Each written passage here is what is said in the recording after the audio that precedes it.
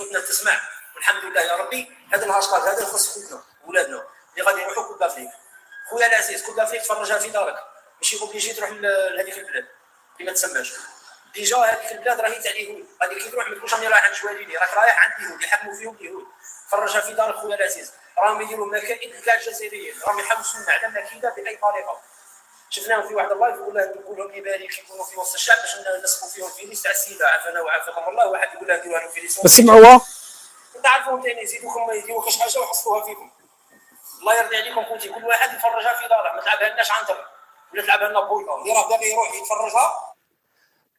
ستفهمون بعد لحظات لماذا تركتم تستمعوا لهذا واحد من عناصر من مئات الالاف من تربيتها كما اسميهم واحد في التعليقات واكتبها. على كل حال لازم هاشتاج معاكس تربيه ديلا الجزائري. الفرد الجزائري اليوم المناصر للنظام لا داعي للرد عليه، اكتب له العباره هذه